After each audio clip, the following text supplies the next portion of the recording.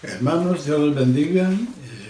Nuevamente estamos aquí para continuar este recorrido por la carta a los Hebreos, conociendo el sacerdocio de Cristo, que es según el orden de Melquisedec.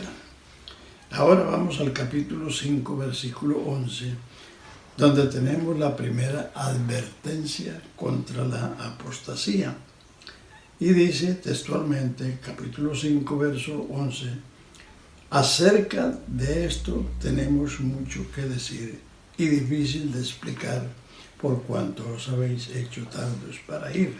O sea, respecto a Melquisedec. Porque debiendo ser ya maestros después de tanto tiempo, tenéis necesidad de que se os vuelva a enseñar cuáles son los primeros rudimentos de la palabra de Dios, que habéis llegado a ser tales que tenéis necesidad de leche y no de alimento sólido. Y todo aquel que participa de la leche es inexperto en la palabra de justicia, porque es niño. Pero el alimento sólido es para los que han alcanzado madurez, para los que por el uso tienen los sentidos ejercitados en el discernimiento del bien y del mal. Por tanto, en razón de lo anterior, por tanto, dejando ya los rudimentos de la doctrina de Cristo, vamos adelante a la perfección, no echando otra vez el fundamento del arrepentimiento de obras muertas de la fe en Dios, de la doctrina de bautismos, de la imposición de manos, de la resurrección de los muertos y del juicio eterno.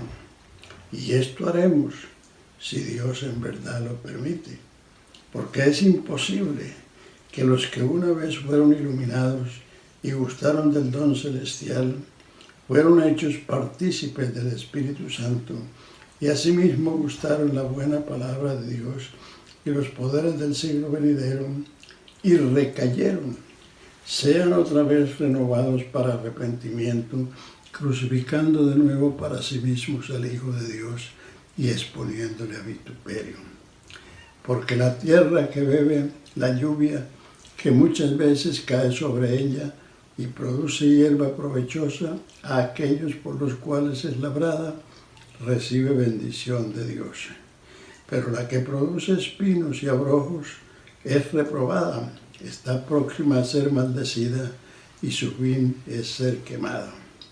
Pero en cuanto a vosotros, oh amados, estamos persuadidos de cosas mejores y que pertenecen a la salvación, aunque hablamos así.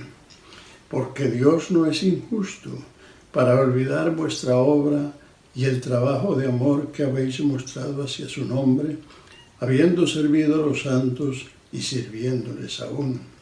Pero deseamos que cada uno de vosotros muestre la misma solicitud hasta el fin, para plena certeza de la esperanza, a fin de que no os hagáis perezosos, sino imitadores de aquellos que por la fe y la paciencia heredan las promesas. Porque cuando Dios hizo la promesa a Abraham, no pudiendo jurar por otro mayor, juró por sí mismo, diciendo, de cierto te bendeciré con abundancia y multiplicaré grandemente. Y habiendo esperado con paciencia, alcanzó la promesa. Porque los hombres ciertamente juran por uno mayor que ellos, y para ellos el fin de toda controversia es el juramento para confirmación. Por lo cual, queriendo Dios mostrar más abundantemente a los herederos la promesa y la inmutabilidad de su consejo, interpuso juramento para que por dos cosas inmutables, en las cuales es imposible que Dios mienta, tengamos un fortísimo consuelo los que hemos acudido para asirnos de la esperanza puesta delante de nosotros, la cual tenemos como segura y firme ancla del alma y que penetra hasta dentro del velo, donde Jesús entró por nosotros como precursor, hecho sumo sacerdote para siempre, según el orden de Melquisedec. Esta es la primera advertencia contra la apostasía. El problema que tenían los hebreos es que por no entender plenamente al Hijo de Dios y su obra redentora, estaban tentados a volverse atrás, o sea, volverse al judaísmo, lo que constituía apostatar de la fe que habían recibido por el Evangelio. Así que, entonces, en esta advertencia se nos insta a ir adelante, a seguir a la perfección, es decir, no quedarse en los fundamentos.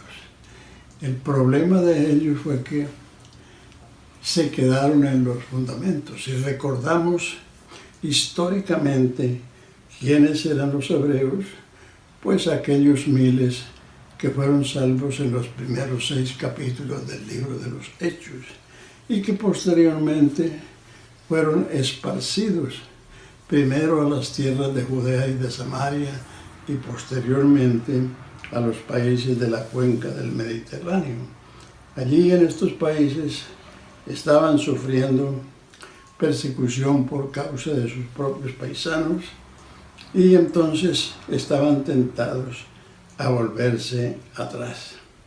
Entonces, después de declararnos lo que hemos visto anteriormente, que Dios, para salvarnos y guardarnos y guiarnos hasta el fin, Él proveyó una salvación mediante su manifestación en carne, que es su Hijo, y que este Hijo tiene un sacerdocio inmutable, que este sacerdocio no es como el levítico, que el sacerdote primero tenía que ofrecer sacrificios por sus propios pecados y luego por los del pueblo, y que no podían permanecer por cuanto la muerte los cegaba. Por eso, de generación en generación, se buscaba a los descendientes de Aarón para cumplir aquellos oficios.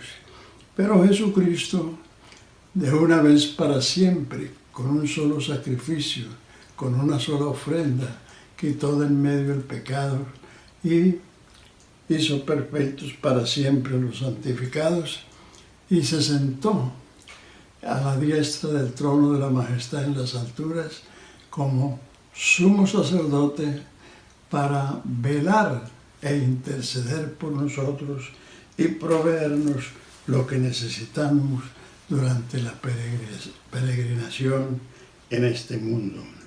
Así que esta primera advertencia viene y sucedió porque ellos se quedaron en los fundamentos.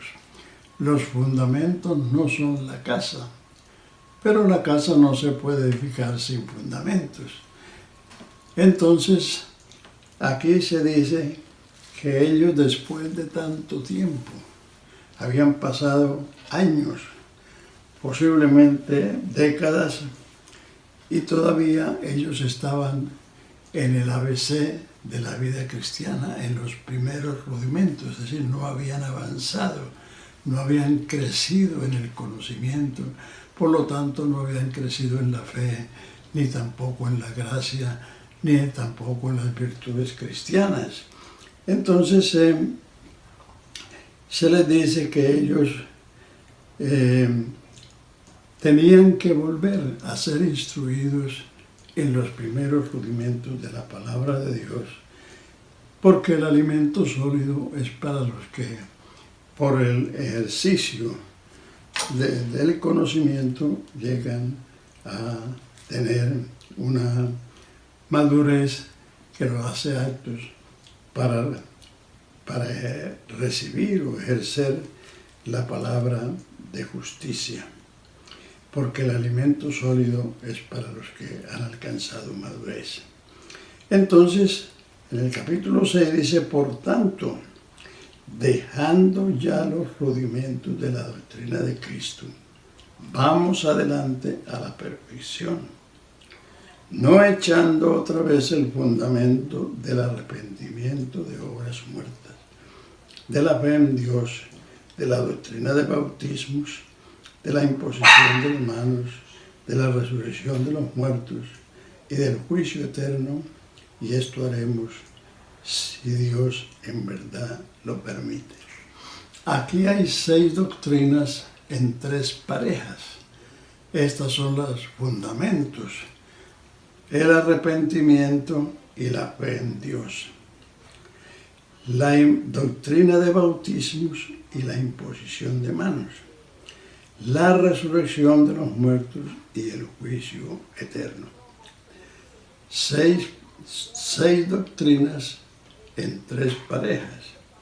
Recuerden que cuando Jesús comenzó su ministerio, dijo en Marcos 1:15, arrepentíos y creed el Evangelio. Ese es el primer fundamento. Luego viene la doctrina de bautismos, plural, porque hay bautismo en agua, hay bautismo del Espíritu Santo y hay bautismo de fuego. Y tercero, la resurrección de los muertos y el juicio eterno. Entonces, estos son los fundamentos, pero la exhortación de la carta a los Hebreos es a no quedarnos en los fundamentos, ni tampoco volver a echar los fundamentos, porque los fundamentos se echan una sola vez. Sea una casa de 1 piso, o sea un edificio de 50 pisos, el fundamento se echa una sola vez, y sobre ese fundamento se edifica la casa o se edifica el edificio.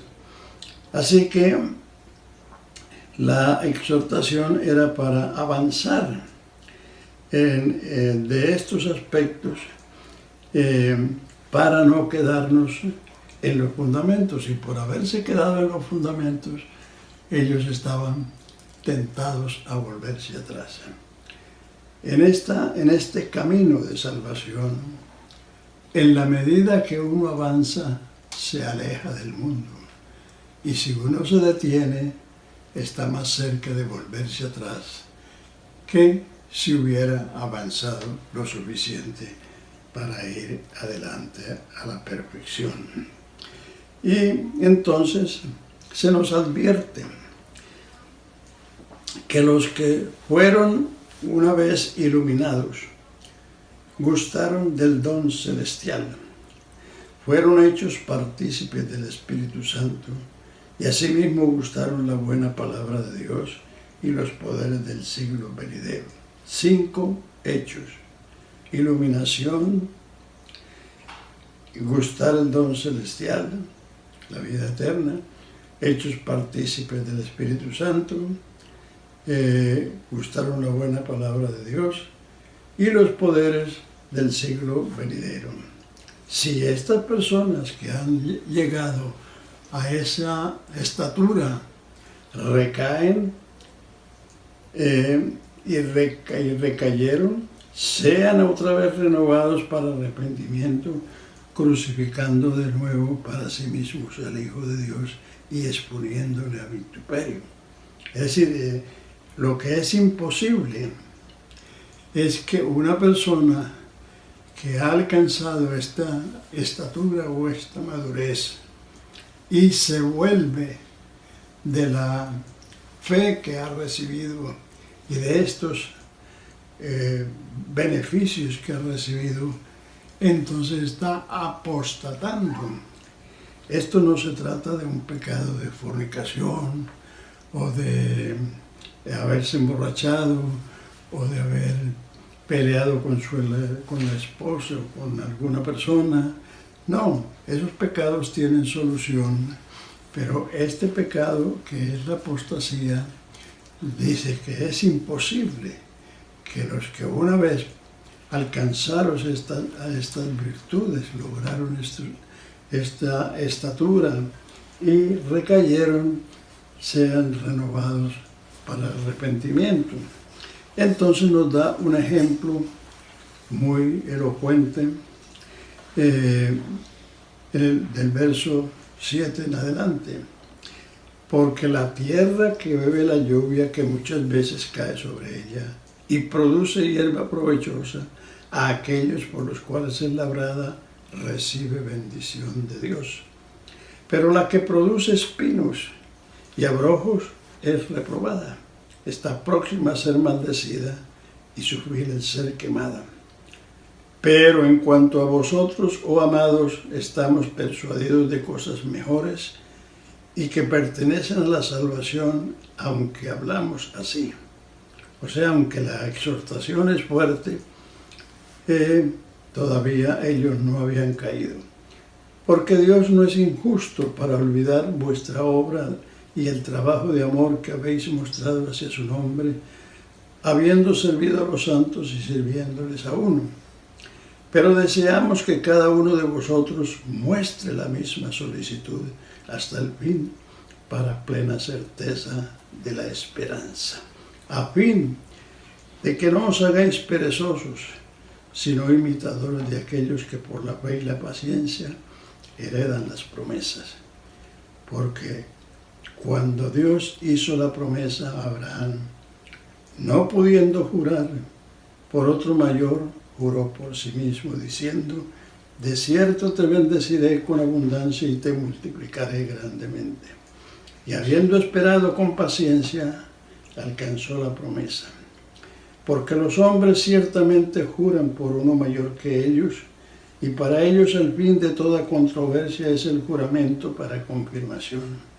Por lo cual Dios, queriendo mostrar más abundantemente a los herederos de la promesa la inmutabilidad de su consejo, interpuso el juramento, para que por dos cosas inmutables, en las cuales es imposible que Dios mienta, tengamos un fortísimo consuelo los que hemos acudido para asirnos o agarrarnos de la esperanza puesta delante de nosotros, la cual tenemos como firme y segura y firme ancla del alma, y que penetra hasta dentro del velo, donde Jesús entró por nosotros, como precursor, hecho sumo sacerdote para siempre, según el orden de Melquisedec. Es decir, que cuando Dios hizo la promesa a Abraham, no pudiendo jurar por otro mayor, porque no hay nadie mayor que él, juró por sí mismo, diciendo: de cierto te bendeciré y serás bendición.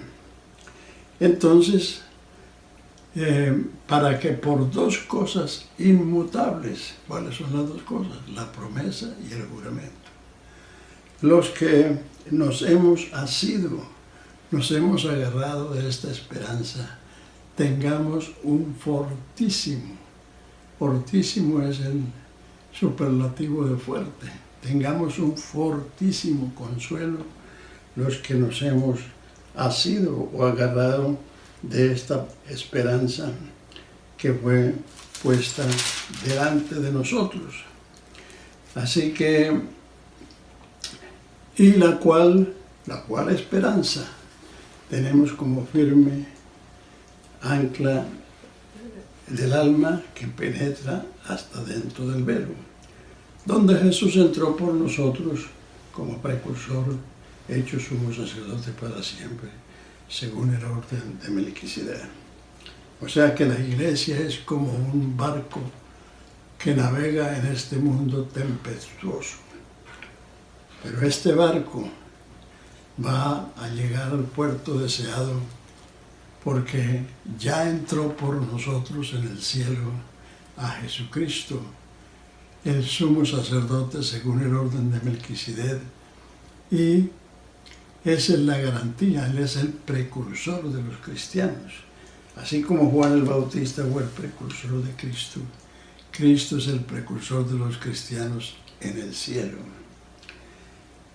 Generalmente la gente conoce que cuando los barcos llegan a un puerto y tienen que esperar turno para cargar o descargar, se fondean un poco afuera del puerto y para que el viento no los mueva, echan el ancla que cae en tierra y agarra el barco.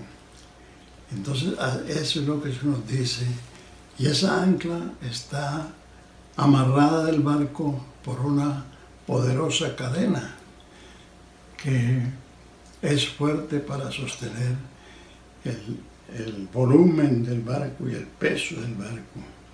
Así que Jesús entró en el cielo como el ancla. Por eso la iglesia está segura. Pase lo que pase, no importa los vientos y las tempestades, porque la iglesia, que es el barco que navega en este mundo tempestuoso, está amarrada al ancla por la cadena poderosa de la esperanza.